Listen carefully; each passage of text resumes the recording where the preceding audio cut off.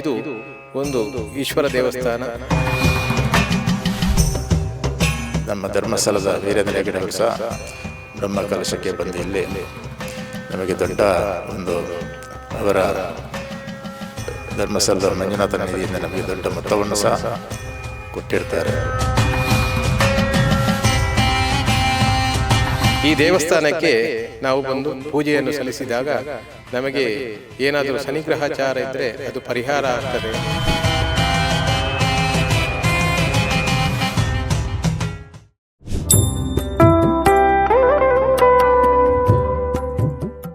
ತುಳುನಾಡು ದೈವ ದೇವರುಗಳ ಆರಾಧನೆಯ ಕೇಂದ್ರ. ಇಲ್ಲಿರುವ 10 ಹಲವಾರು ದೇವಾಲಯಗಳು ತನ್ನದೇ ಆದ ಕಾರಣಿಕ ಶಕ್ತಿಯನ್ನ ಹೊಂದಿದೆ. ಅಂಥದ್ದೇ ಒಂದು ಶಕ್ತಿಶಾಲಿ ಕ್ಷೇತ್ರದ ಪರಿಚಯ ಇಂದಿನ ಸಂಚಿಕೆಯಲ್ಲಿ.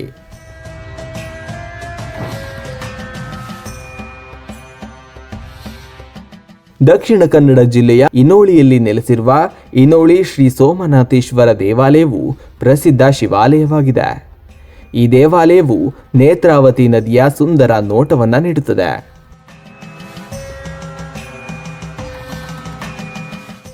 ಇನೋಳಿ ಶ್ರೀ ಸೋಮನಾಥೇಶ್ವರ ದುರ್ಗಾ ಪರಮೇಶ್ವರಿ ದೇವಸ್ಥಾನ, ದೇವಂದಬೆಟ್ಟ, ಪಾವೂರು, ಉಳ್ಳಾಲ ತಾಲೂಕು.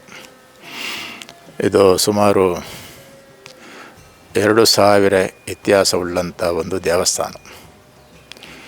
ಸುಮಾರು 400-500 ವರ್ಷಗಳ ಹಿಂದೆ ಏನು ಟಿಪ್ಪಣ ಕೋಟೆ ಅಂತೇಳಿ ಪೋರ್ಚುಗೀಸರ ದಾಳಿಗೆ ನಾಶವಾದಂಥ ಈ ದೇವಸ್ಥಾನ ಪರಂಗಿಪೇಟೆಯಿಂದ ಪರಂಗಿ ಇಟ್ಟು ನಾಶ ಮಾಡಿದಂಥ ಎಲ್ಲ ಈ ಪ್ರಶ್ನ ಚಿಂತನ ಪ್ರಕಾರ ನಮಗೆ ತಿಳಿದು ಬಂದಿದೆ. ಗರ್ಭಗುಡಿಯ ಫೌಂಡೇಶನ್, ಸುತ್ತುಪೌಳಿಯ ಫೌಂಡೇಶನ್ ಇದೆಲ್ಲ ಇದೆಲ್ಲ ಇದ್ದ ಕಾರಣ ಈ ಊರವರೆಲ್ಲ ಸೇರಿಕೊಂಡು ಈ ದೇವಸ್ಥಾನವನ್ನು 1999ರಲ್ಲಿ ಅಷ್ಟಾಮಂಗಲ ಇಟ್ಟು ದೇವಸ್ಥಾನ ಕಟ್ಟಲಿಕ್ಕೆ ಪ್ರಾರಂಭ ಮಾಡಿದರು.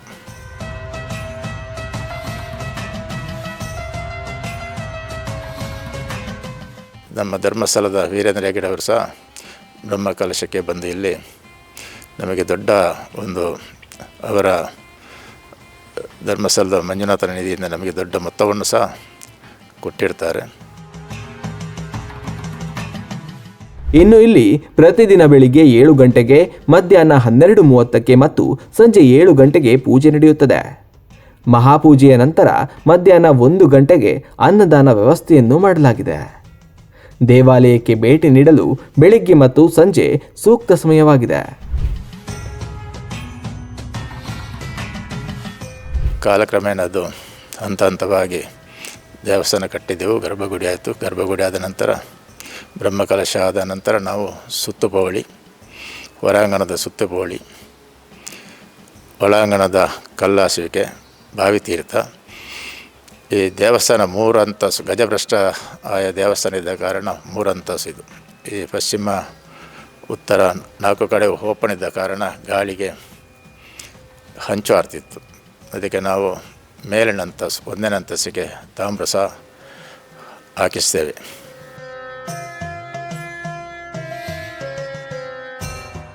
ದೇವಾಲಯದ ಪರಿಸರವು ಹಸಿರು ಹೊಂಬಾಳೆಯಿಂದ ಆವೃತವಾಗಿದೆ. ನೇತ್ರಾವತಿ ನದಿಯ ಸುಂದರ ನೋಟವು ದೇವಾಲಯದ ಶಿಖರದಿಂದ ಕಾಣುತ್ತದೆ. ಇದು ಪ್ರವಾಸಿಗರಿಗೆ ಪ್ರಕೃತಿ ಸೌಂದರ್ಯವನ್ನು ಅನುಭವಿಸಲು ಮತ್ತು ಮನಸ್ಸಿಗೆ ಶಾಂತಿಯನ್ನು ನೀಡಲು ಅತ್ಯುತ್ತಮ ಸ್ಥಳವಾಗಿದೆ. ಈ ದೇವಸ್ಥಾನವನ್ನು ಪುನರ್ನಿರ್ಮಾಣ ಮಾಡಬೇಕಂತೇಳಿ ಚಿಂತನೆ ಮಾಡಿದಾಗ ಇದು ಒಂದು ಈಶ್ವರ ದೇವಸ್ಥಾನ.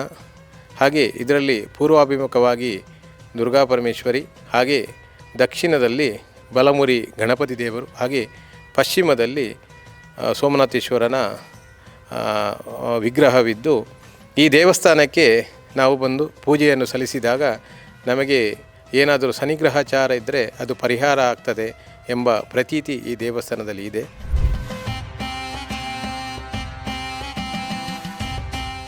ಬರಲಿಕ್ಕೆ 2 ದಾರಿಗಳಿದೆ. ಒಂದು, ನಾವು ಮಂಗಳೂರಿಂದ ಬಂದರೆ ಸೀದಾ ಮಂಗಳೂರಿಂದ ತೊಕ್ಕೊಟ್ಟು ಕುತ್ತಾರು ದೇರ್ಲಕಟ್ಟೆ ಹಾಗೆ ಅಸೈಗೋಳಿ ಕೊಣಾಜೆ ಯೂನಿವರ್ಸಿಟಿಯ ಮುಖಾಂತರ ಬಂದು ಗ್ರಾಮಚಾವಡಿಯಿಂದ ಬಲಭಾಗಕ್ಕೆ ತಿರುಗಿ ಬಂದರೆ ಪಾವೂರಾಗಿ ಇನ್ನೊಳ್ಳಿ ದೇವಸ್ಥಾನಕ್ಕೆ ಬರ್ಬೋದು. ಹಾಗೆಯೇ ಇನ್ನೊಂದು ರಸ್ತೆ ಮೂಲಕ ಬರುವುದಾದರೆ ನಮ್ಮ ಹೈವೇಯಲ್ಲಿ ಬಂದರೆ ಅಡ್ಯಾರು ಕಟ್ಟೆ ನ್ಯಾಷನಲ್ ಐಸ್ ಕ್ರೀಮ್ ಹತ್ತಿರದಿಂದ ಬಂದರೆ ನೂತನವಾದ ಒಂದು ಬ್ರಿಡ್ಜ್ ಇದೆ. ಅದರ ಮುಖಾಂತರ ಬಂದರೆ ಪಾವೂರು ಹರಕಳಾಗಿ ಗ್ರಾಮಚಾವಡಿ ದೇವಂದ ಬೆಟ್ಟ ಇನ್ನೊಳ್ಳಿ ದೇವಸ್ಥಾನಕ್ಕೆ ಬರ್ಬೋದು. ಅದಲ್ಲದೆ ದೋಣಿಯ ಮುಖಾಂತರ ಬರುವುದಾದರೆ ನಾವು ಪರಂಗಿಪೇಟೆಯಲ್ಲಿ ದೋಣಿಯ ಮುಖಾಂತರ ಬಂದು ಇನೋಳಿಯಲ್ಲಿ ಕೆಳಗೆ ದುರ್ಗಾಪರಮೇಶ್ವರಿ ದೇವಸ್ಥಾನ ಇದೆ, ಅಲ್ಲಿಂದ ಮೇಲೆ ನಾವು ಸ್ವಂತ ವಾಹನ ಅಥವಾ ಯಾವುದಾದರೂ ರಿಕ್ಷಾದ ಮುಖಾಂತರ ಈ ದೇವಸ್ಥಾನಕ್ಕೆ ತಲುಪಬಹುದು. ಬೆಂಗಳೂರಿಂದ ಬರುವವರು ಸಹ ನಮ್ಮ ರಾಷ್ಟ್ರೀಯ ಹೆದ್ದಾರಿ ಪರಂಗಿಪೇಟೆಯಲ್ಲಿ ಇಂದ ಸ್ವಲ್ಪ ಮುಂದೆ ಬಂದು ಅಡ್ಯಾರು ಸಹ್ಯಾದ್ರಿ ಕಾಲೇಜಿನ ಪಕ್ಕದಲ್ಲಿ ಲೆಫ್ಟಿಗೆ ಬಂದಾಗ ಅದು ಹರೇಕಳ ಮುಖಾಂತರ ಗ್ರಾಮಚಾವಡಿ ಮುಖಾಂತರ ಈ ದೇವಸ್ಥಾನಕ್ಕೆ ಬರಬಹುದು. 2-3 ದಾರಿಗಳು ಇದೆ. ಇನೋಳಿ ಸೋಮನಾಥೇಶ್ವರ ದುರ್ಗಾಪರಮೇಶ್ವರಿ ಕ್ಷೇತ್ರ ಅಂತೇಳಿ ಯೂಟ್ಯೂಬಲ್ಲಿ ಅಥವಾ ನಮ್ಮ ಗೂಗಲ್ ಮ್ಯಾಪ್ ಕೊಟ್ಟಾಗ ಕ್ಷೇತ್ರದ ದಾರಿಯನ್ನು ತೋರಿಸುವಂಥದ್ದು.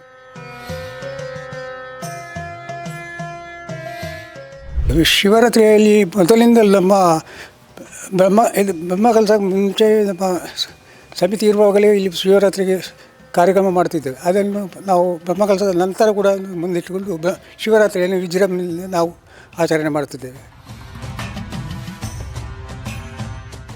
ಇನೋಳಿ ಶ್ರೀ ಸೋಮನಾಥೇಶ್ವರ ದೇವಾಲಯವು ತನ್ನ ಐತಿಹಾಸಿಕ ಮಹತ್ವ ಮತ್ತು ಆಧ್ಯಾತ್ಮಿಕ ಶಕ್ತಿಯಿಂದ ಭಕ್ತರ ಮನಸೆಳೆಯುತ್ತಿದೆ. ಪ್ರಕೃತಿಯ ಸೌಂದರ್ಯ ಮತ್ತು ಶಾಂತತೆಯನ್ನು ಅನುಭವಿಸಲು ಇದು ಅತ್ಯುತ್ತಮ ತಾಣವಾಗಿದೆ.